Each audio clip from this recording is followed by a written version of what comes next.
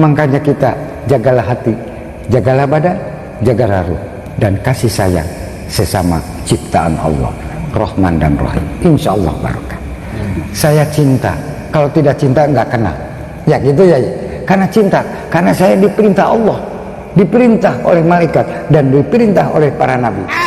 Pertemuan dua orang barusan teman-teman, banyak pengikutnya nge-tag saya, memberikan video ini seolah-olah saya itu kepanasan gitu. Tuh lihat dari Pras, dua tokoh besar, besar katanya teman-teman. Saya tidak menganggap keduanya tokoh, meskipun bagi kalian mereka berdua tokoh. Yang dimana memang orang akan bertemu dengan sejenisnya teman-teman, sejenis dengan pemikirannya. Kedua tokoh ini adalah tokoh-tokoh pendusta teman-teman. Semuanya pendongeng handal. Kalian sudah tahu beberapa dongeng dari Habib Jindan ya, yang dimana ada les privat di dalam kuburan. Tentang niat menghafalkan Quran, dulu beliau mewasiatkan kepada thalabatul ilm, niat hafalin Al-Quran. Walaupun nggak kesampaian, seandainya meninggal dunia sedangkan dia belum selesai menghafalkan Al-Quran, belum kesampaian, maka Allah Ta'ala utus malaikat di dalam kuburannya yang ngebantu dia menghafalkan Al-Quran. Jadi ada les private ngajarin dia Al-Quran hingga dibangkit hari kiamat udah hafal Al-Quran, masuk di dalam barisannya Ahlul Quran, Ahlullah wa khasatuh. Tangan Nabi Muhammad SAW keluar dari kuburan untuk salaman dengan leluhur mereka.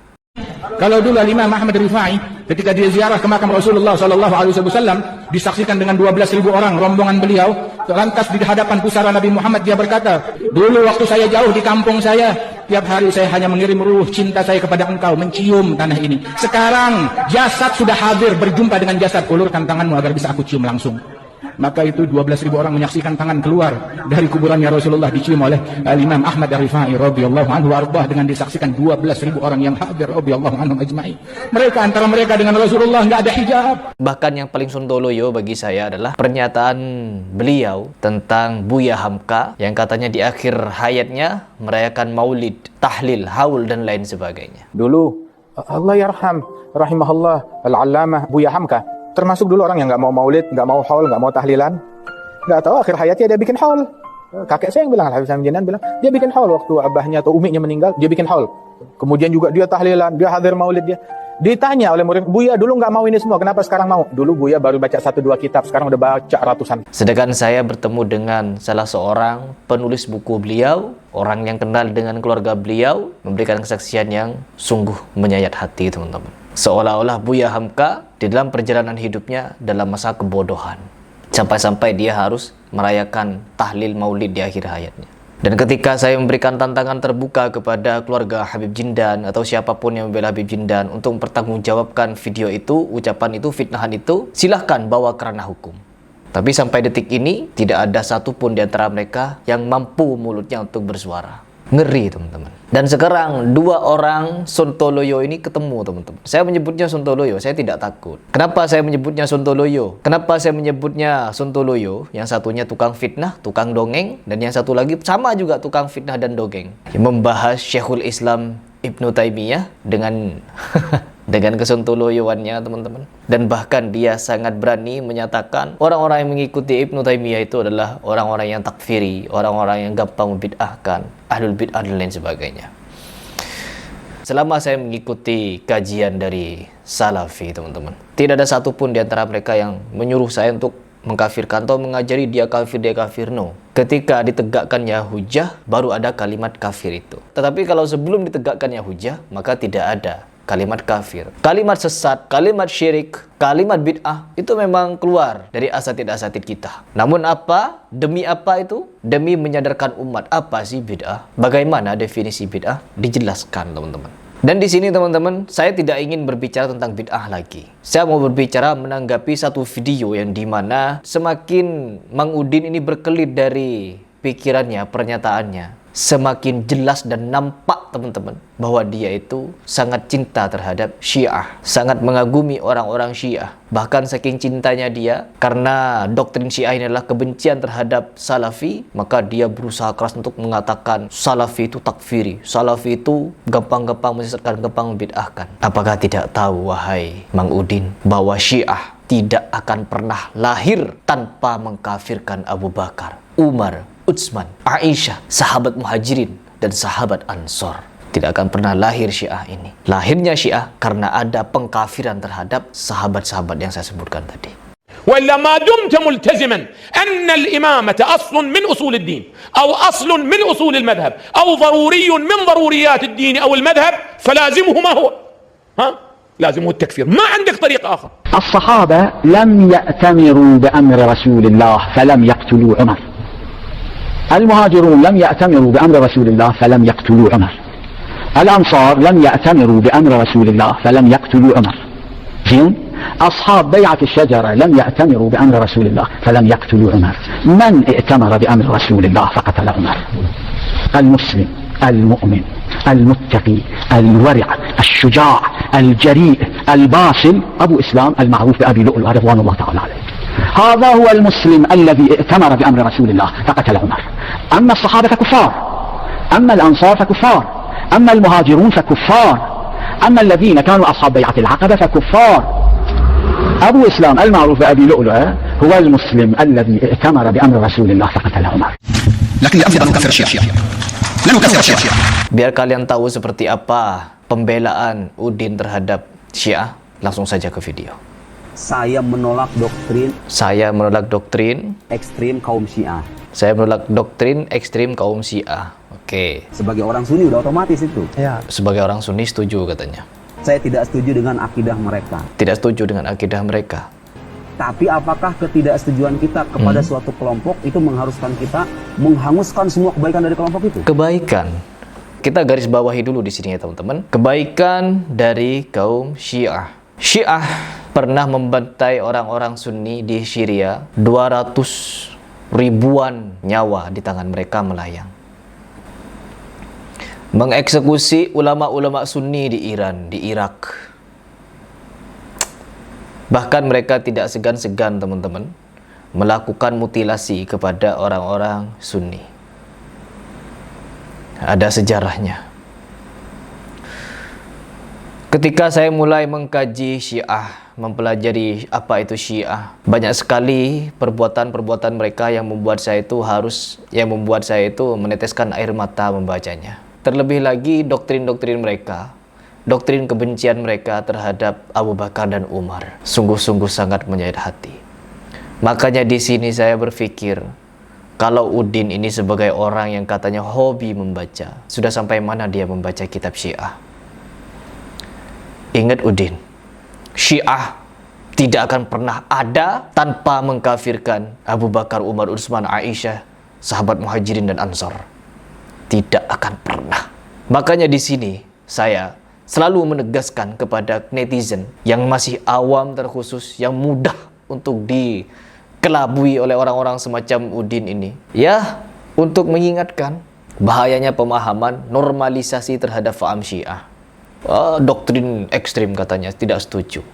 Kalau memang tidak setuju, kenapa Anda membela-bela Syiah, lebih memilih Syiah daripada Sunni? Apa yang terjadi? Apa yang Anda pikirkan tentang Syiah? Syiah, syahadatnya, asal Anda tahu, syahadat Syiah berbeda dengan syahadat kita. Meskipun ada syahadat untuk bersaksi akan Allah Subhanahu wa taala, bersaksi akan Nabi Muhammad SAW, tapi juga ada persaksian di antara orang Syiah yang dimana harus dibacakan, wajib bersaksi bahwa Abu Bakar, Umar, Utsman terlaknat di neraka, kafir. Asyhadu an la ilaha illallah. Asyhadu an la ilaha illallah. وحده لا شريك له لا شريك له لا شبيه له ولا نظير جل جلاله أشهد أن محمدا رسول الله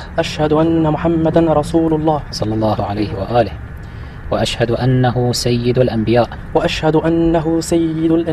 وخاتمهم وخير الخلق أجمعين وأشهد أن أمير المؤمنين عليا ولي الله صلوات الله وسلامه عليه وأشهد أن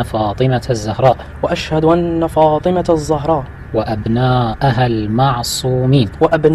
المعصومين حجج الله صلوات الله عليهم أجمعين أشهد أن أبا بكر وعمر وعثمان وعائشة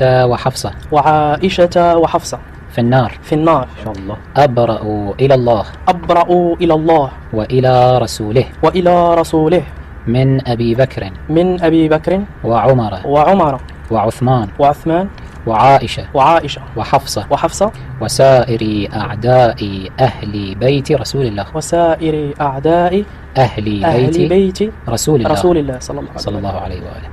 Sampai mana Anda membaca buku-buku Syiah sampai tidak tahu dengan doktrin ini? Syiah tidak akan pernah lahir tanpa mengkafirkan para sahabat. Dicamkan itu. Enggak dong, iya nggak? Terus orang menyebutkan seolah-olah kalau kita ngabisi positif itu, Anda berarti menjadi bagian dari positif. Ya Allah, ya Allah. Positif apa yang ada di dalam Syiah? Positif apa? Sableng, teman-teman. Sableng ini. mazhab itu gitu loh. Masuk akal nggak itu? Kan Anda itu menjadi bagian dari sebuah mazhab kalau Anda mengimani doktrin utamanya, mengimani penjelasan. Sama seperti itu ya namanya ya. Sudah kepergok, sudah ada bukti data, sudah ada rekam jejak digital Husain Ja'far Al-Haddad bahwa dia Syiah, lantas dia masih berkelit, teman-teman, kalau dia bukan Syiah. Sama seperti ini. Ketika dia mengatakan saya lebih milih Syiah daripada Wahabi, ketika dipaparkan jejak digitalnya begini, membela diri sedemikian rupa beliau. Kita bisa melihat betapa sontoloyonya setiap penjelasan dia tentang Syiah. Lanjut dulu. Penjelasan para ahlinya. Saya nggak mengimani semuanya itu. Saya hanya mengatakan dari sudut literatur intelektual, Syiah itu kaya filsafatnya. Ya, filsafatnya. Buat apa ilmu filsafat di dalam agama? Filsafat, sekali lagi saya tekankan teman-teman, menggunakan kekuatan pikiran untuk menyelidiki sesuatu, dan kekuatan pikiran ini digunakan untuk menyelidiki kuasa Allah. Akhirnya apa? Ya muncul pemahaman-pemahaman ya seperti Syiah, muncul juga pemahaman-pemahaman seperti Sufi dan lain sebagainya, yang dimana ketika bermain dengan filsafat, akal-akalannya menolak akan sifat-sifat Allah. Terbukti teman-teman. Kayak ilmu-ilmu rasionalnya gitu. Rasional. Kalau kita mengambil manfaat dari situ, kenapa? Manfaat. Dibandingkan aliran yang suka mengkafirkan. Suka mengkafirkan. Aliran suka mengkafir-kafirkan. Siapakah yang suka mengkafir-kafirkan? Ya Syiah. Siapa yang dikafirkan oleh Syiah, wahai Mang Udin? Mampukah Anda menjawab? Mampukah menjawab? Saya sudah beberapa hari ini berusaha untuk tidak membahas dia, meskipun ada beberapa video yang di-share oleh netizen kepada saya. Mas Heri tolong bahas ini, Mas Heri bahas ini.